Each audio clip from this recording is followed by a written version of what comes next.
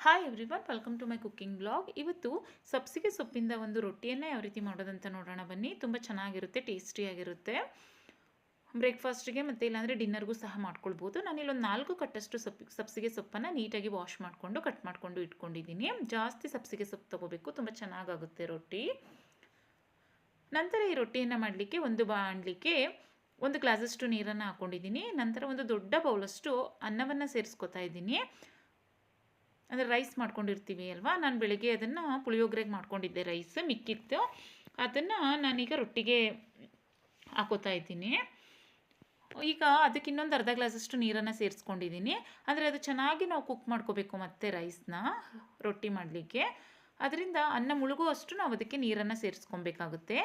ಇದರಿಂದ ಒಂದು 5 ರೊಟ್ಟಿಯನ್ನು ಮಾಡ್ಕೊಳ್ಬೋದು. ನಾನು ಏನು ಕ್ವಾಂಟಿಟಿಯಲ್ಲಿ ಮಾಡ್ಕೋತಾ ಇದ್ದೀನಿ ನೋಡಿ, ಒಂದು 5 ರೊಟ್ಟಿಗಳಾಗಿತ್ತು ಅಷ್ಟೇ. ಆ ನಂತರ ನೋಡಿ, ಚೆನ್ನಾಗಿ ಅನ್ನ ಒಂದು 5 ನಿಮಿಷ ಕುದ್ಮೇಲೆ ಅದಕ್ಕೆ ನಾನು ಒಂದು ಅರ್ಧ ಸ್ಪೂನಷ್ಟು ಉಪ್ಪನ್ನು ಸಹ ಸೇರಿಸ್ಕೊಂಡಿದ್ದೀನಿ. ನಂತರ ಅದಕ್ಕೆ ಒಂದು 4 ಕಟ್ಟಷ್ಟು ಸಬ್ಸಿಗೆ ಸೊಪ್ಪನ್ನು ಸಣ್ಣದಾಗಿ ಹೆಚ್ಚಿಬಿಟ್ಟು ಸೇರಿಸಿದ್ದೀನಿ. ಈಗ ಚೆನ್ನಾಗಿ ಕುದಿಸ್ಕೊಬೇಕು, ಅಂದರೆ ಒಂದು 10 ನಿಮಿಷ ಚೆನ್ನಾಗಿ ಅದನ್ನು ಕುದಿಸ್ಕೊಬೇಕು. ಅಂದರೆ ಅದೇನು ಕುದೀತಾ ಇರುತ್ತೆ ನೋಡಿ, ನೀರಿನ ಪ್ರಮಾಣ ಫುಲ್ ಪೂರ್ತಿಯಾಗಿ ಒಂದು ಸ್ವಲ್ಪ ಕಡಿಮೆ ಆಗ್ತಾ ಬರುತ್ತೆ. ಅಲ್ಲಿ ತನಕ ಅದನ್ನು ಚೆನ್ನಾಗಿ ಬಾಯ್ಲ್ ಮಾಡ್ಕೋಬೇಕು.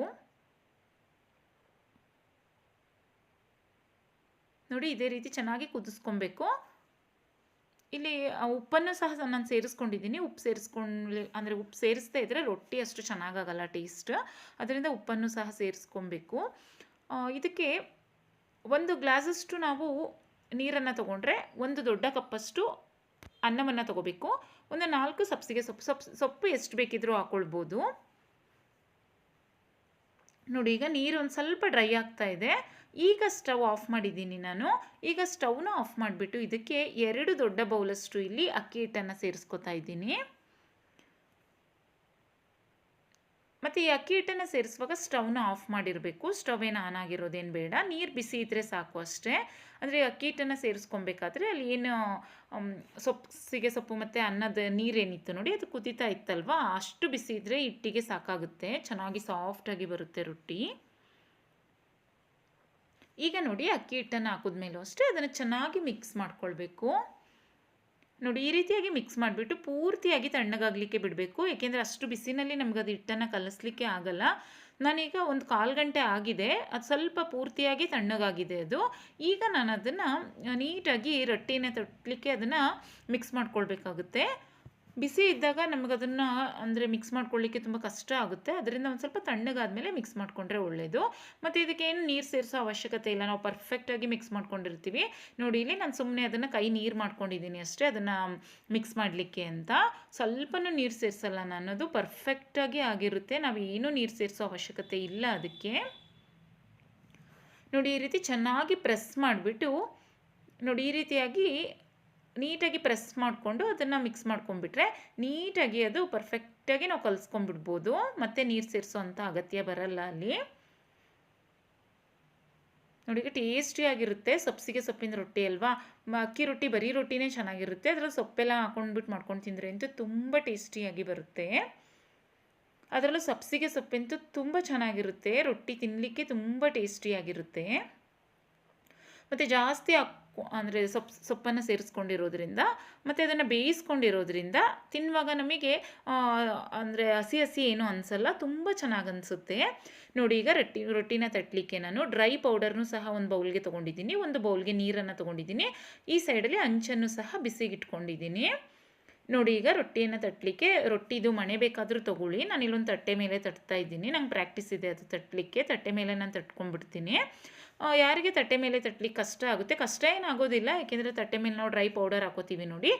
ಈ ರೀತಿಯಾಗಿ ತಟ್ಟುವಾಗ ಅದನ್ನು ಚೆನ್ನಾಗಿ ಪ್ರೆಸ್ ಮಾಡಿಕೊಂಡು ನೀಟಾಗಿ ಅದನ್ನು ಉಂಡೆ ಮಾಡಿಕೊಂಡು ನಂತರ ಅದನ್ನು ಕೈನಲ್ಲೇ ಒಂದು ಸ್ವಲ್ಪ ಅಗಲವಾಗಿ ಮಾಡಿಕೊಂಡು ನಂತರ ನೋಡಿ ಕೈಗೆ ಒಂದು ಸ್ವಲ್ಪ ನೀರು ಮಾಡಿಕೊಂಡು ಈ ರೀತಿ ನಂತರ ತಟ್ಕೊಂಡು ಹೋಗಬೇಕು. ತುಂಬ ಈಸಿಯಾಗಿ ತಟ್ಬೋದು.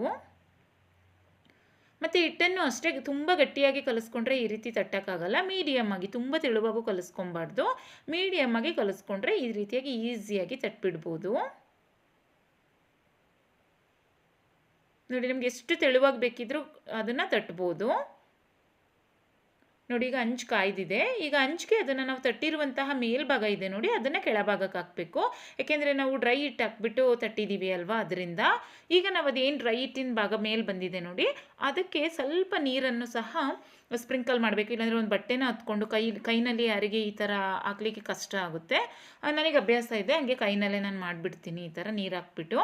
ಯಾರಿಗೆ ಒಂದು ಸ್ವಲ್ಪ ಬಿಸಿ ಬಿಸಿ ಅನಿಸುತ್ತೆ ನೋಡಿ, ಅವರಿಗೆ ಕಷ್ಟ ಆಗುತ್ತೆ ಅನ್ನೋರು ಚೆನ್ನಾಗಿರೋದೊಂದು ಕ್ಲಾತ್ನ ತೊಗೊಂಡು ಅದನ್ನು ಅದಕ್ಕೆ ಡಿಪ್ ಮಾಡಿಬಿಟ್ಟು ವಾಟರ್ಗೆ ಅದನ್ನು ಅದ್ರ ಮೇಲೆ ಪ್ರೆಸ್ ಮಾಡಿದ್ರೆ ಆಯಿತು ಅಷ್ಟೇ. ಅಂದರೆ ಡ್ರೈ ಹಿಟ್ಟಿತ್ತಲ್ವ, ಡ್ರೈ ಹಿಟ್ಟನ್ನ ಫುಲ್ ತೆಗಿಬೇಕು ಅಂತ ಅಷ್ಟೇ. ನೀರಿನ ಅಂಶ ಹಾಕಿದ್ರೆ ಅದು ಎಲ್ಲ ಫುಲ್ ಡ್ರೈ ಹಿಟ್ಟೆಲ್ಲ ಹೋಗುತ್ತೆ ಅದರಿಂದ. ನೋಡಿ ಈಗ ನೀಟಾಗಿ ಎರಡೂ ಕಡೆನೂ ಟರ್ನ್ ಮಾಡಿಬಿಟ್ಟು ರೊಟ್ಟಿನ ಬೇಯಿಸ್ಕೊಂಡ್ರೆ ಆಯಿತು. ಈಗ ಅದನ್ನು ಟರ್ನ್ ಮಾಡಿಬಿಟ್ಟು ಹಾಕಿದ್ದೀನಿ. ಅದೇ ಟೈಮಲ್ಲಿ ನಾವು ಇಲ್ಲಿ ಇನ್ನೊಂದು ರೊಟ್ಟಿನೂ ಸಹ ತಟ್ಕೊಂಡ್ಬಿಡ್ಬೋದು. ನೋಡಿ ಈ ರೀತಿಯಾಗಿ ಹಿಟ್ಟನ್ನು ತೊಗೊಂಡು ಚೆನ್ನಾಗಿ ಈ ಥರ ಕೈನಲ್ಲಿ ನಾದ್ಕೋಬೇಕಾಗುತ್ತೆ. ನಾವು ಚೆನ್ನಾಗಿ ನಾದ್ಕೊಂಡಷ್ಟು ರೊಟ್ಟಿ ಒಡೆಯಲ್ಲ, ಅಂದರೆ ತಟ್ಟಬೇಕಾದ್ರೆ ತುಂಬ ಚೆನ್ನಾಗಿ ಬರುತ್ತೆ.